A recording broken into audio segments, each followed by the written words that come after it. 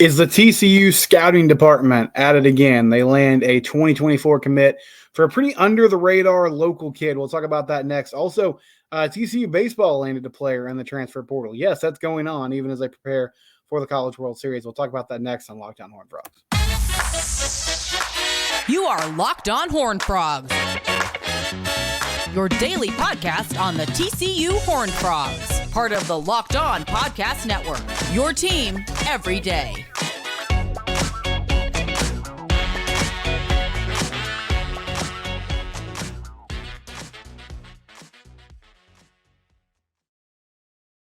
That's right. It's Locked On Horned Frogs. Please subscribe to our YouTube channel. You can do that, and we're approaching 700 subscribers, which is really cool. You can also find us wherever it is you get your audio podcast. We're on the SiriusXM app now, which is really cool. So if you have that available and you have access to it, you can find Locked On Horned Frogs, as well as the other Locked On Family of Network podcast in that app. And appreciate you joining me, whether it's via video, audio. Thanks for tuning into the show. TCU football, we've been covering their recruiting for the 2024 class. They had some official visits this past weekend and landed a commit tonight. I'm recording this on Tuesday evening, and this is sort of an under-the-radar player. This is a local kid, though, North Crowley athlete, 2024 athlete, Julian Knox. He's the newest member of the 2024 TCU class. Doesn't have a big offer sheet yet. North Texas, Sam Houston State, UTSA, and Texas State. But according to Mike Roach from 247 Sports, he, picks TCU over those teams. He also is not currently ranked by 247 Sports. And so this is a little more of an under-the-radar player, as I said earlier. But apparently he really impressed the coaching staff at the TCU DFW showcase. And so one thing that TCU has done since Sonny Dykes has been on the board is they put on these massive camps. And they invite a lot of athletes from around the state, around the country. There's a ton of schools there, and it's just an opportunity for these guys to compete against the best of the best. And apparently Julian did some really great things from a testing standpoint. Now, there's not a lot of film on him. He's currently, or he's been so far in his career at North Crowley, primarily a backup quarterback. But apparently he will be moving to cornerback in college, or at least that's the plan right now. TCU sees him as a defensive player. He stands at 6'2" and 190 pounds. And that makes sense because Joe Gillespie, he likes long corners. He likes physical corners, tall corners. He didn't necessarily have that last season with some of the guys he inherited, but you can tell by the corners and safeties that he's been offering and has been getting to commit that he really likes guys with length, guys with size, guys that are able to hold their own and be physical at the point of attack. And Knox with that frame seems like a type of player that could do that. He's going to make that switch over to the defense side of the ball this year at North Crowley. So we'll get to see more of him, in a game-like situation, in a game setting. And this feels like another player similar to Tobias Steps, who's kind of, growing into his own. He was a guy with a lot of potential that this season, I think his recruiting will get more buzz, right? And so you'll see more offers with some of the athletic traits that he has, with that size and athleticism that he has. You'll see more schools pay attention to what he's doing. And I mean, frankly, also just the fact that TCU has recruited him and it has offered him and he's committed there, that's going to bring more attention to what he's doing, because you'll see schools across the state and around the country go, oh, wow. So TCU sees something in this kid. Maybe we didn't really know a lot about him because there's not much film. We should probably check him out. And that's not me saying that he's going to waver on his commitment or decommit or anything like that. I have no idea what the future holds. He seems like that type of player with a lot of upside and a young man that could get some more buzz as the season goes on. So TCU adds Julian Knox, 2024 athlete from North Crowley. And what I was talking about in the cold open, the TCU scouting department, this really feels like a player that the staff got in on early. And this is something they did really well in the transfer portal a couple seasons ago before they made the national championship run, or national championship appearance, excuse me, is as, the playoff was starting and as more people were sort of figuring out what TCU had done in the offseason in year one under Sonny Dykes, there was this chatter and this narrative of, oh, well, TCU did a lot in the transfer portal. They went out and got a number of players that were helpful to them. And that was true. But a lot of those guys were under the radar players. I mean, many of you know the story of linebacker Johnny Hodges by now. He comes out of Navy, doesn't really have any offers. Got some attention from Northwestern because his high school coach was there. But that was really it, Northwestern and TCU. And he comes in as a big-time contributor. Josh Newton, comes out of Louisiana, Monroe. Didn't get a ton of attention, but TCU found him. Even a guy like Jared Wiley, the tight end from Texas, got used a little bit, not a ton, in his time at UT. TCU finds him. And so they did a good job of finding players that maybe didn't fit, the mold of some of the bigger schools, maybe weren't as hyped up or had as much attention as some of the bigger players in the portal, and were able to plug them into spots where they could play. Mark Perry's another example of that, safety out of Colorado. Like, none of these guys, I think they were good additions for the TCU roster, but it wasn't like the whole nation was taking notice and saying, man, look at what TCU is doing in the transfer portal. Now, this class is different. This transfer class is a lot more heralded. I mean, it doesn't take a rocket scientist to see that JoJo Earl has a lot of talent. John Paul Richardson was super productive at Oklahoma State. Avery Helm was really, really productive at Florida. Tommy Brockermeyer is a former top 5 player in the country when he was in high school. But I trust this coaching staff with players like that. I don't think, project has like a negative connotation to it. This just seems like a young man who hasn't had a ton of playing experience so far because he was in a position where he was backup QB, but has athletic gifts, has tools, even with that limited tape, was able to get some FBS offers, and, made it happen. And now TCU is going to see that opportunity, take a chance on him, and he is committed to the 2024 class. So another addition, and there were a lot more players that made official visits, so we might see more commitment soon. But that is the latest on the TCU recruiting front. They had Julian Knox, again, from North Crowley, local player, 2024 athlete. They expect him to play corner. He's been playing quarterback in his high school career so far.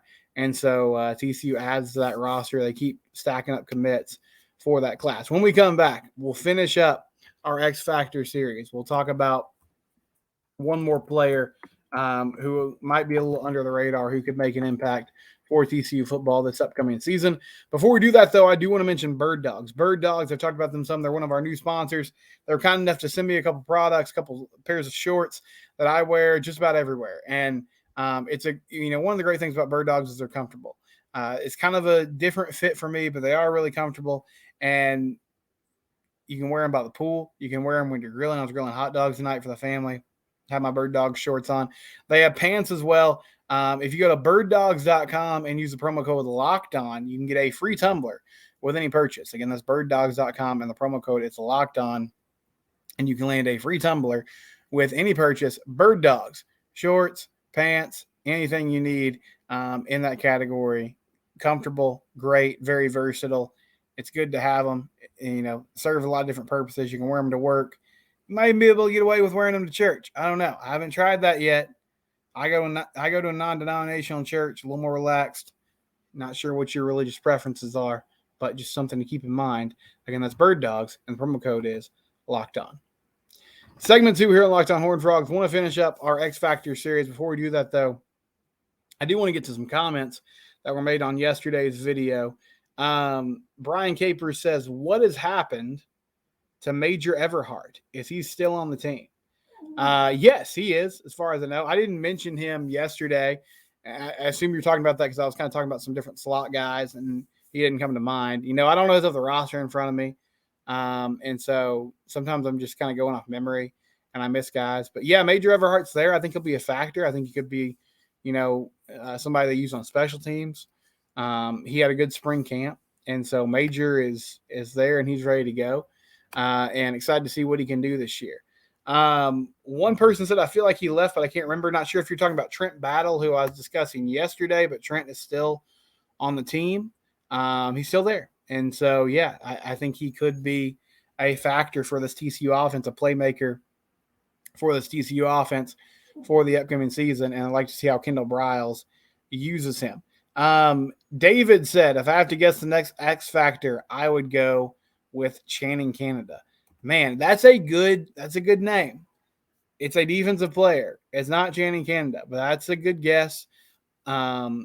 I feel like Josh Newton and Avery Helm will be the 1-2 punch of that corner position, but I think Canada and Mason White, the 2 JUCO transfers, are going to get a lot of run, and Canada was the number 1 player, or the number 1 corner, coming out of the JUCO ranks this past season. A lot of hype around him, some good feedback surrounding him. And then someone, Ron said, who will be the starting quarterback for the Frogs? Chandler Morris or someone else? Chandler Morris. That's who I think is going to be. Chance Nolan is also in the mix. I don't really think it's much of a competition. Might be proven wrong on that, but I feel like it's really Chandler's job to lose. Okay, final X factor for the TCU football team this season.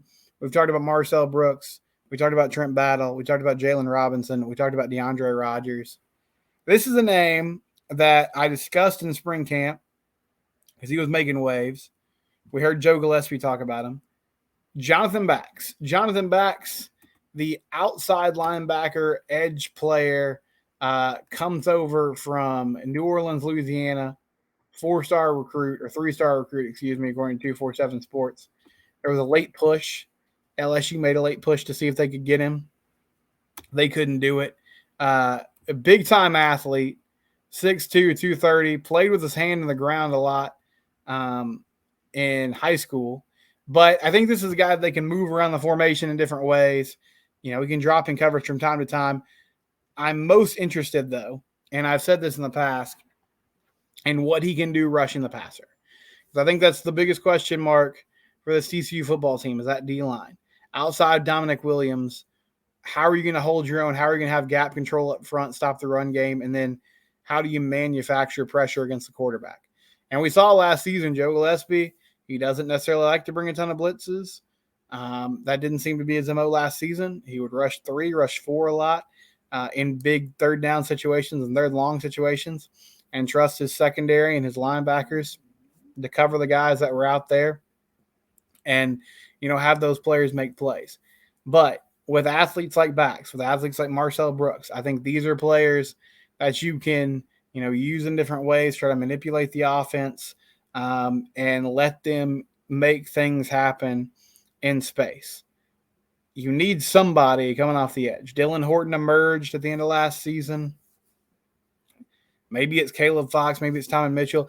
The thing with both those guys are they're a little bulkier, and even in a 3-man front, they seem more like interior guys than dudes that are going to be able to put their hand in the ground on the outside shoulder of a tackle and get to the quarterback. But we'll see what happens, when the season starts and as things go.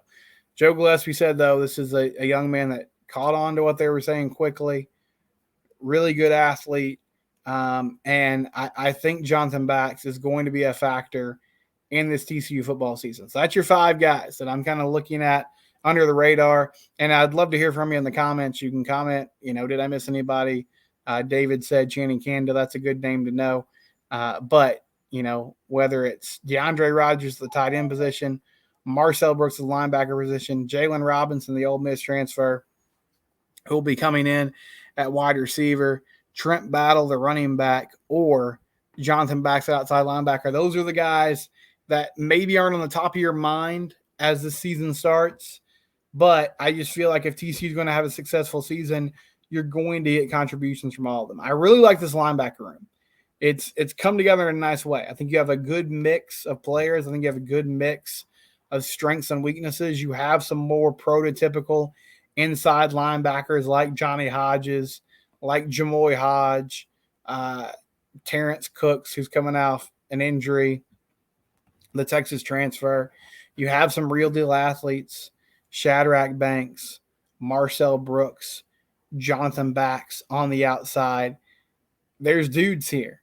And I think there's dudes at those corner and safety positions. And if you can find a way to consistently get a push up front, to be effective on the D-line, both stopping the run and finding a way to get to the quarterback, or to just disrupt the quarterback and not allow him to get into a rhythm where, every play you're dropping back, you're going through your reads, you're going through progressions, and you're making big-time throws, then this defense can be effective this season. And year 2 in Joe Gillespie's system, we should see a leap. We should see a team that is understanding more, what their responsibilities are, what they're supposed to do on a week-to-week basis. And maybe, you see some more variations and some more things going on, even though one thing Brian Smith told me, he said, listen, offense, you can scheme it up. You can put the defense in compromising positions. You can find ways to be effective. Defense is more about dudes. Defense is more about, can my guy win a battle with your guy?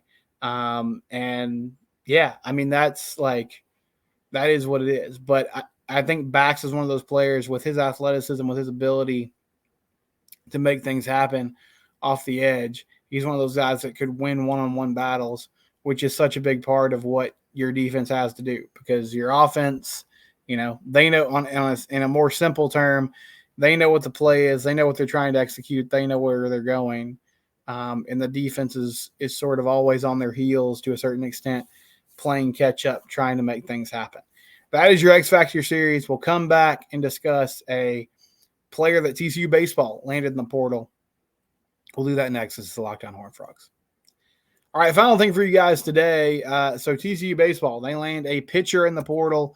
I saw this initially from the Lepton Drinking Club. They had kind of done some sleuthing on social media and found out that Ben Hampton, the West Virginia pitcher who hit the portal back on June 5th, had updated his bio information on Instagram and Twitter to include TCU baseball.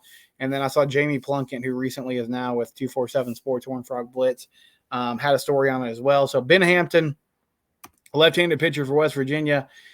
He's a junior. He'll be going into his senior season. He's got one more year left. He'll be coming to TCU. He has a 17-11 record and 41 starts with a 4.62 ERA over his career. As a junior, made 16 starts, went 5-3 with a 4.45 ERA. So not like sparkling numbers, but a ton of experience. And when I saw these numbers and I saw who this guy was, and I remember he got a start against TCU back in that horrible series when the Frogs went down to Morgantown to play West Virginia. It reminded me a lot of Sam Stoutenborough, like just a veteran guy, dude who knows how to pitch. And I would assume, I guess there's the slight possibility that maybe he's a bullpen arm, but this feels like your third starter. And that's important. You need a third guy that can go out there and compete and make things happen. TCU, even now, with this team going to Omaha, they really don't have a true and defined third starter. I guess you could say it's Cam Brown. That's who I would expect to get the ball in those situations. But this adds an experienced arm, a guy that's been in a lot of different situations, has experience, crafty left-handed guy, not just electric stuff, but pitches to contact and can get the job done. And so, this is all subject to change, but Cole Klecker, Luis Rodriguez, your 1-2 starters potentially. Then you throw in a guy like Ben Hampton, then there's a third starter. You got some young players like Chase Hoover and Braden Sloan, who made a lot of Tuesday night starts this year. Ryan Vanderhei, potentially, does he move back to the pen? Not sure what's going to happen with Cam Brown. Does he get drafted? Does he get another year? But that's a lot of really good arms. That's a good mix of guys that have plus stuff and can make hitters look silly at times, and you hope you can hone in on those skills, and just dudes that can pitch. But, I mean, on the surface, like a rotation of Cole Klecker and Luis Rodriguez and Ben Hampton sounds pretty nasty. And then you add then the flexibility of the bullpen arms, like a Ben Abelt. I imagine Luke Savage is probably going to get drafted after the season. I don't know that for sure, though. But if he's back, that'd be fantastic. Ryan Vanderhei, potentially Cam Brown, Chase Hoover, Braden Sloan. That's a lot of different arms and a lot of different guys that can get you innings and eat innings during the course of a season. So I like this pickup. Again, not the flashiest numbers in the world, but just a guy that can get things done, that can keep you in ball games, and you need pitching depth. And so this immediately adds to that. And we'll see if this coaching staff can kind of unlock some things that he hasn't really had in his arsenal the first 3 years of his career. That'll do it for Locked On Horned Frogs today. We'll be back in tomorrow. It's your team. It's every day.